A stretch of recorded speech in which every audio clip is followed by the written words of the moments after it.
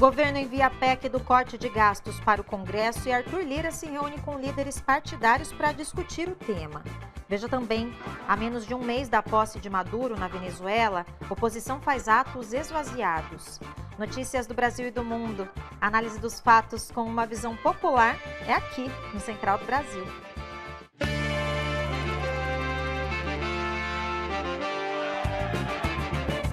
Central do Brasil. Olá, boa tarde. O Central do Brasil já está no ar ao vivo para você. Eu sou Luana Ibelli e estaremos juntos com as notícias do dia. Sem terras do MST do Rio Grande do Sul ocuparam hoje de manhã 2 áreas de fazendas em Pedras Altas. Uma parte dos acampados iniciou vigília no INCRA e não estipulou data para sair. A ação tem o lema de Natal com Terra. Os trabalhadores sem terra cobram o assentamento de 1.500 famílias acampadas no estado gaúcho. Há mais de 10 anos, sem processos de reforma agrária, eles pedem que o governo federal acelere os processos de vistorias e de compra de terras. Também houve hoje de manhã uma ocupação do MST na estrada de Ferro Carajás, em Parauapebas, no Pará. A manifestação, que também cobra a reforma agrária, faz parte de uma jornada de lutas por direitos. Segundo o movimento, a ação é em defesa de comunidades de 11 municípios do entorno da estrada de ferro. O Supremo Tribunal Federal formou maioria para manter a decisão do ministro Flávio Dino sobre a liberação do pagamento de emendas parlamentares. Na política brasileira, emendas parlamentares são recursos reservados legalmente do orçamento público para serem indicados por membros do Congresso Nacional para aplicação em finalidades específicas. Geralmente, essas finalidades estão relacionadas ao interesse temático e eleitoral de cada parlamentar. A execução dessas emendas estava suspensa desde agosto devido à necessidade de novos procedimentos como regras de transparência. Nesta segunda-feira, ao liberar as emendas em decisão individual, Dino definiu ressalvas para cada tipo de emenda. O ministro do Supremo deixou claro que os repasses deverão obedecer justamente regras de transparência e rastreabilidade, tanto da origem da indicação quanto do destino do recurso. A decisão de Dino foi analisada no fim da tarde de ontem no plenário virtual da Corte. A votação fica aberta até às 11h59 da noite de hoje, mas 6 dos 11 ministros do STF já se manifestaram por manter a decisão. Além de Dino, que é relator do caso, os demais votos a favor foram de Alexandre de Moraes, Luiz Roberto Barroso, Edson Fachin, Gilmar Mendes e Dias Toffoli. O presidente da Câmara, Arthur Lira, se reúne hoje com líderes partidários para tratar do pacote de corte de gastos anunciado pelo governo. Na noite desta segunda-feira, o governo enviou ao Congresso a proposta de emenda à Constituição. O ministro da Fazenda, Fernando Haddad, detalhou na semana passada as medidas para a contenção de despesas federais. O objetivo é equilibrar a relação entre gastos e arrecadação. Além desse assunto, Lira e líderes dos partidos na Câmara também devem falar sobre as emendas parlamentares e os efeitos da decisão tomada pelo ministro Flávio Dino. E para a gente comentar essa proposta de corte de gastos, eu converso agora com o economista Diogo Santos. Diogo, bem-vindo ao Central do Brasil, obrigada pela presença. Em linhas gerais, como você avalia essa PEC do corte de gastos? Olá, Luana. Eu que agradeço o convite.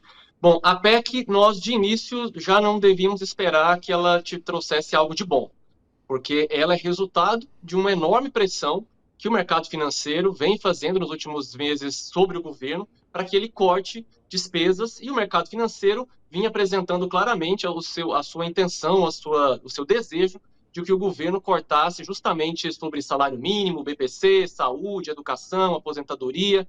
E o pacote ele veio menos injusto, ou seja, ele vem menos injusto do que poderia ter vindo se tivesse mantido todas aquelas propostas do mercado financeiro. Mas ainda assim, ele traz questões preocupantes que devem ser motivo de debate na sociedade, no Congresso Nacional, como, por exemplo, a mudança da política de reajuste do salário mínimo, que ela mantém o reajuste real do salário mínimo, mas coloca um limite para ela. Por exemplo, o ano que vem, o IBGE divulgou hoje que o PIB do Brasil do ano passado foi 3,2% de crescimento. Então, para o ano que vem, na política de salário mínimo atual, o reajuste seria da inflação mais 3,2. Só que, com essa mudança, o reajuste do salário mínimo ano que vem só poderá ser de manter a inflação mais 2,5, ou seja, menos do que é a política atual. Então, isso é ruim porque, no fim das contas, a longo prazo, está tirando recursos que poderiam ir para as aposentadorias, para as pensões, para os trabalhadores com essa mudança. Então, essa é uma preocupação, mas, claro, houve uma proposta do governo que precisa ser aprovada no Congresso, que não é automática, que é de ampliar a faixa de isenção do imposto de renda para as pessoas que ganhem até R$ 5.000. Isso é uma medida importante, que coloca mais dinheiro, mais renda na mão das famílias, da classe trabalhadora, dos trabalhadores que recebem um pouco mais acima de 2 salários mínimos. É uma medida muito importante, só que ainda assim tiveram essas medidas mais do lado dos cortes em cima das despesas que vêm para os trabalhadores, como, por exemplo, o salário mínimo, e também uma mudança no BPC. Houve uma mudança no BPC que o governo ainda não detalhou o nível do impacto, mas pode ter um impacto relevante também. É isso que eu ia te perguntar, né? Essas medidas especificamente em cima do salário mínimo e do abono salarial, e até falando do BPC também, quais podem ser os impactos disso na população? Sim, todas essas medidas, elas vão na direção, como eu disse, daquela pressão do mercado financeiro, então os impactos são todos impactos negativos no que diz respeito à população e aos trabalhadores. Dessas medidas não há impactos positivos. É ruim, por exemplo, no caso do BPC, o governo havia dito que as mudanças seriam só para conter fraudes, o aumento das fraudes que, segundo o governo, estaria ocorrendo nos últimos meses, ao longo desse ano. Só que com a observação das medidas que o governo divulgou, não é só para conter fraudes, na verdade, ampliou-se os critérios para que as pessoas acessem o BPC. Ficou mais difícil acessar o BPC com essas propostas agora que foram apresentadas. No caso do abono salarial, também houve uma redução do salário máximo que a pessoa pode receber para poder acessar o abono salarial. Então, todas essas medidas, elas retiram recursos desses setores da sociedade, são os setores dos trabalhadores que recebem salários menores, que precisam dos benefícios da assistência social para sobreviverem. Então, essas medidas, elas, inclusive do ponto de vista do funcionamento da economia, elas são ruins, por quê? Porque retira recursos que as famílias poderiam estar gastando com consumo para ativar e manter a economia funcionando. Então, essas são medidas que, para os trabalhadores, para o povo, realmente elas não têm um lado positivo. Agora, a imprensa noticiou que os grandes bancos estão unidos aí na defesa do ministro Haddad. Em almoço na Federação Brasileira dos Bancos, Haddad disse que novos cortes podem ser feitos se esse pacote não for suficiente. Então, queria saber como você avalia isso, qual a expectativa aí para essa fala e toda essa relação entre a Haddad e os bancos.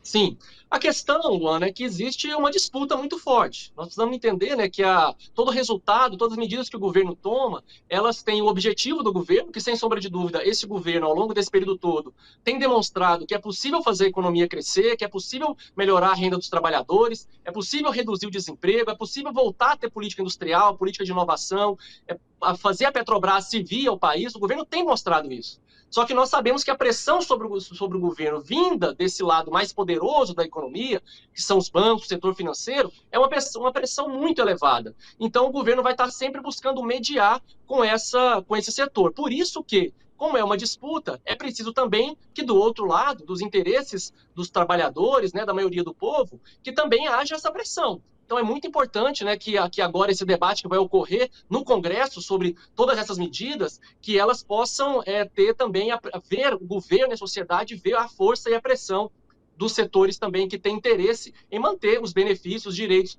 dos trabalhadores do povo brasileiro. Ou seja, é preciso demonstrar, tanto também para o setor financeiro, inclusive para o próprio governo, para a área econômica do governo, que também existem outros interesses na sociedade brasileira que também têm força para se defender, para defender a necessidade de manter e não ampliar e não reduzir os direitos dos trabalhadores. Mesmo porque é muito importante dizer que, do ponto de vista da dinâmica da dívida pública, não há justificativa para esse tipo de corte sobre os trabalhadores. Tá bem, Diogo, muito obrigada pela análise e até uma próxima. Eu que agradeço, até a próxima. Conversamos com o economista Diogo Santos. A posse para o terceiro mandato de Nicolás Maduro está marcada para 10 de janeiro na Venezuela. No entanto, chavistas e opositores ainda disputam as ruas para mostrar força. Saiba mais na reportagem de Lorenzo Santiago, direto de Caracas. Faltando pouco mais de um mês para a posse, chavistas e opositores saíram às ruas na Venezuela. Um lado mostrou apoio ao presidente eleito Nicolás Maduro. Já o outro pedia mudança e reforçou a ideia de que houve uma fraude eleitoral no país. A disputa em torno do resultado das eleições ainda é uma questão levantada pela oposição, mas as lideranças que coordenam esse processo não estão mais nas ruas. A ex-deputada ultraliberal Maria Corina Machado fez a convocação para uma vigília em Caracas neste domingo, dia 1º de dezembro, mas não compareceu. O próprio ex-candidato da plataforma unitária Edmundo González Urrutia está na Espanha e também não participou do ato. Restou aos apoiadores tentarem uma mobilização na zona leste da capital venezuelana. O ato esvaziado tinha como lema a mudança, mas, neste momento, os opositores apostam que a boia de salvação é o apoio de outros países como os Estados Unidos. El 10 de enero es la fecha constitucional donde se han realizado los cambios electorales, donde se han realizado los cambios institucionales de entrega de la presidencia. Y definitivamente este 10 de enero va a haber un cambio radical.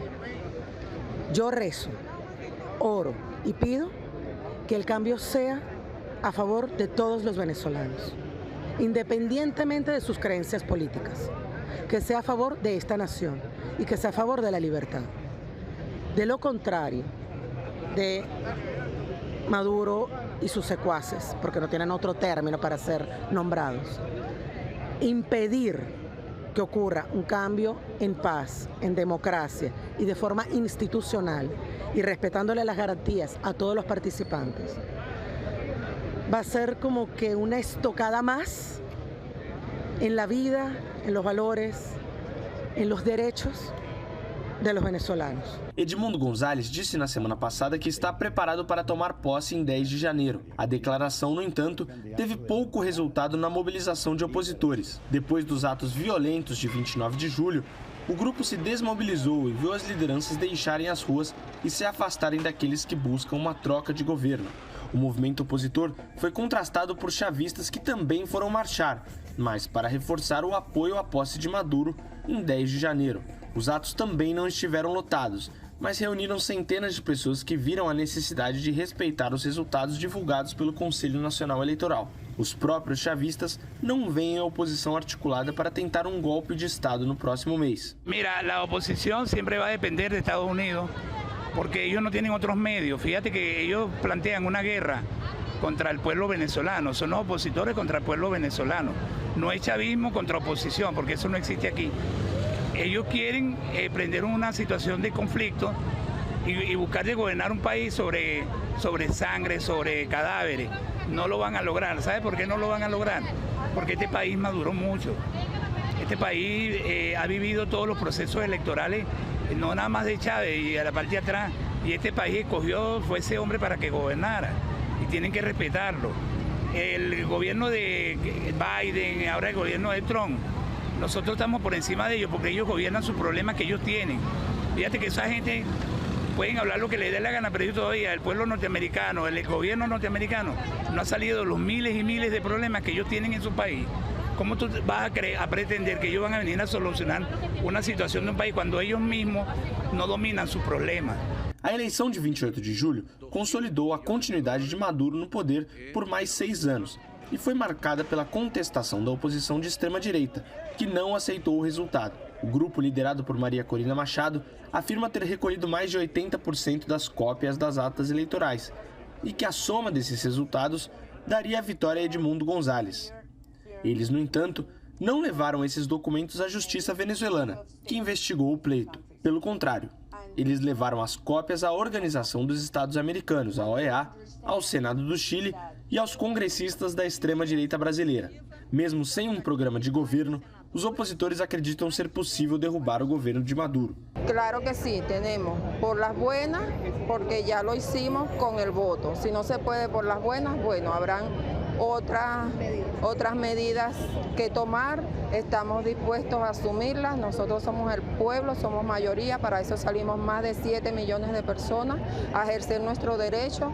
Yo como testigo y nosotros que trabajamos en las mesas allá abajo en Vargas, sabemos lo que pasó en todas las mesas eleitorais. Para quem votou em Maduro, no entanto, a expectativa é pelo cumprimento do plano de governo para os próximos 6 anos. Ya a la oposición se le acabó su tiempo. El tiempo de los violentos se acabó.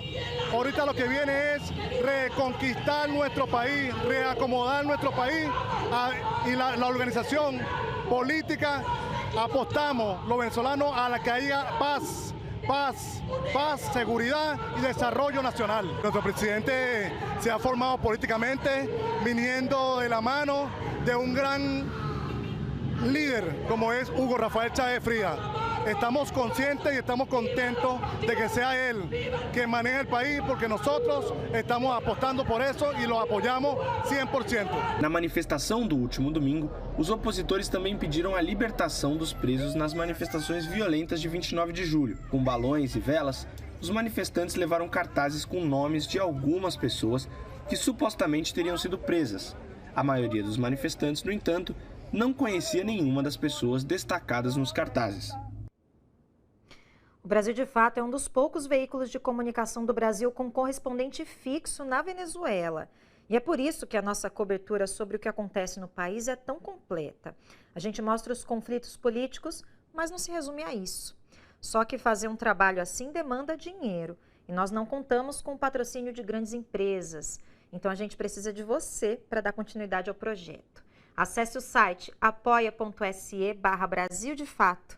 A partir de R$1 por dia, já dá para fazer a diferença. Apoie e lute. No próximo bloco, vídeos flagram casos de violência policial em São Paulo. Fique com a gente, o Central do Brasil volta já.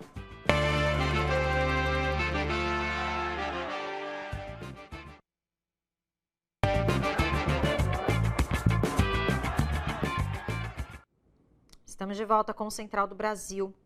Repercutiu hoje o vídeo que flagra o momento que um homem é jogado do alto de uma ponte num córrego por um policial militar na zona sul de São Paulo. O caso aconteceu nesta segunda-feira no bairro de Cidade Ademar. Nas imagens é possível ver 3 agentes da PM na ponte. Um deles levanta uma moto do chão e encosta o veículo na mureta.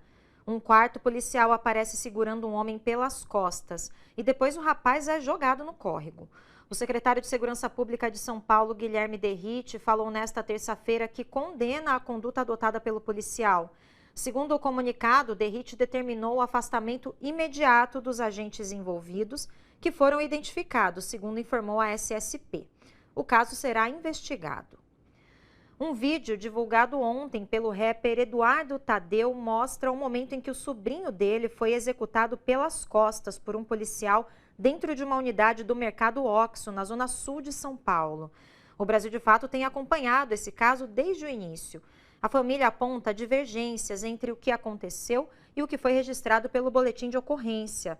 O caso aconteceu em 3 de novembro. As imagens mostram que não houve abordagem, como alegava no BO o policial Vinícius Lima Brito, que atirou em Gabriel Renan da Silva Soares. Nas imagens, o jovem aparece correndo para a saída do mercado com produtos de limpeza na mão, mas escorrega. Sem qualquer diálogo, ele é atingido pelos tiros nas costas. Para Eduardo Tadeu, não houve abordagem ou voz de prisão. Ele diz que foram 8 tiros em legítima defesa do racismo e do capital de grandes conglomerados de exploradores. E mais uma notícia sobre violência urbana. A Polícia Civil abriu investigação sobre a morte de um homem imobilizado e agredido por agentes da Via Mobilidade na estação de trem Carapicuíba, da linha 8 Diamante, na Grande São Paulo.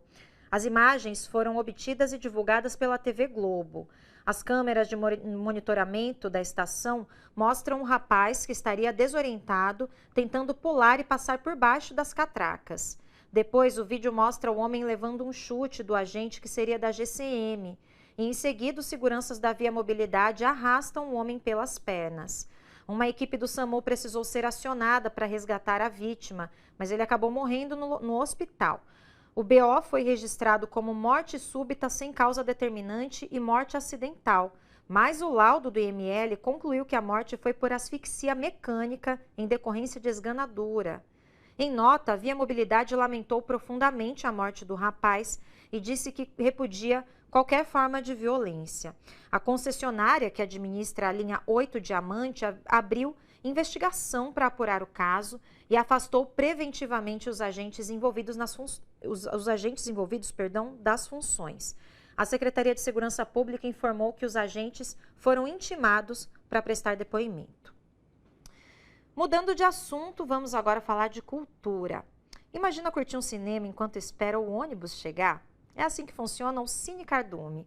A iniciativa instalou uma sala de cinema na rodoviária de Belo Horizonte com programação de curtas-metragens brasileiros. Veja na reportagem. Para democratizar o acesso ao cinema nacional e a difusão de curtas-metragens produzidos tanto em Minas Gerais quanto em outros estados brasileiros, a plataforma Cardume inaugurou uma sala de cinema dentro da rodoviária de Belo Horizonte, com uma programação totalmente gratuita. Chamado de Cine Cardume Rodoviária, o projeto inédito ocupa desde o dia 27 de setembro o mezanino, localizado no segundo piso do espaço público. As exibições acontecem às sextas-feiras em horários alternados, entre 18h30 e 21h30. Esses filmes eles tratam muito de temas urgentes que são necessários de se levar para a população, para que a população consiga se identificar, para que a população consiga ter um momento de entretenimento, para que a população consiga ter um momento de reflexão. E aí, assim, para os curtas-metragens, eu acho que isso é importantíssimo, porque ele encontra um público que ele encaixa muito bem filosoficamente, mas também tecnicamente, né? Está enquadrado no dia a dia da pessoa. Eu acho que essa iniciativa ela foi construída um pouco nesse sentido, de fazer com que os curtas-metragens encontrem as pessoas e as pessoas encontrem os curtas-metragens e automaticamente encontrem o cinema brasileiro. O projeto também é fruto das políticas públicas realizadas por intermédio do edital BH nas Telas, Lei Paulo Gustavo. Ficará na rodoviária por um ano e, ao todo, 48 filmes serão exibidos, com 30% desse número dedicado às produções mineiras. Uma sala feita com dinheiro público para um retorno a um público que não tem acesso a outras salas de cinema comercial por questões econômicas e também porque geralmente elas estão em espaços que são excludentes simbolicamente, né? E uma sala de cinema na rodoviária é extraordinário porque é um lugar de passagem, é um lugar em certa medida democrático, né? Porque reúne uma diversidade de pessoas que, apesar de estarem em trânsito, podem ter ali no tempo de espera um tempo para ver um filme em curta-metragem, né? Então, defender o cinema brasileiro, assistir ao cinema brasileiro e oportunizar que pessoas assistam ao cinema brasileiro é uma questão de cultura, é uma questão de entretenimento, é uma questão de lazer, mas, sobretudo, é uma questão de soberania nacional. A gente está dizendo do nosso imaginário, é recuperar para nós aquilo que de fato é nosso. Então, eu só tenho a celebrar nesse momento. A gente que aqui na rodoviária tem um público diário de mais de 20 mil pessoas. Mensalmente passam por aqui mais de 600 mil pessoas, né? Então, assim, é um centro de encontros muito grande aqui de Belo Horizonte. E por que não fazer com que esse grande público que por aqui circula tenha a oportunidade de experimentar, né, um pouco do cinema brasileiro, um pouco do cinema nacional. Então, assim, nós gostamos muito desse projeto, abraçamos a causa para que a gente possa, né, participar de alguma forma dessa expansão da cultura aí para todos que circulam aqui no entorno da rodoviária de Belo Horizonte.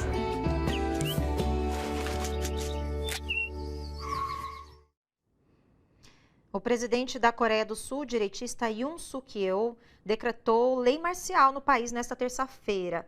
O anúncio foi feito num pronunciamento surpresa na TV. O presidente afirmou que a medida foi adotada para detectar elementos pró-Coreia do Norte no país. Ele acusa a oposição de se aliar ao governo norte-coreano. A polícia e membros do próprio governo de Yoon se posicionaram contra a medida. Segundo a agência de notícias local, o parlamento foi fechado e o acesso a ele está bloqueado. Atividades políticas estão proibidas e a imprensa está sob controle do governo. Voltando a falar de Brasil, o IBGE divulgou hoje que o PIB cresceu 0,9% no terceiro trimestre do ano, que vai de julho a setembro. Isso na comparação com o trimestre anterior. O Produto Interno Brasileiro apresenta a soma de todos os bens e serviços finais produzidos pelo país no período, indicando assim qual a situação da economia. O resultado divulgado nesta terça-feira indica um crescimento menor em relação ao segundo trimestre, quando a alta foi de 1,4%, mas ainda assim veio acima das previsões do mercado financeiro. Os economistas esperavam um crescimento de 0,8%. A variação positiva foi puxada por altas no setor de serviços, que foi de 0,9%, e no setor da indústria, de 0,6%. Estes setores compensaram a queda de 0,9% na agropecuária. Analistas dizem que ao longo do ano a atividade econômica tem avançado com o estímulo de fatores como o aquecimento do mercado de trabalho e as transferências governamentais. O consumo das famílias, por exemplo, cresceu 1,5%. E o Central do Brasil desta terça-feira fica por aqui. Até amanhã. Tchau.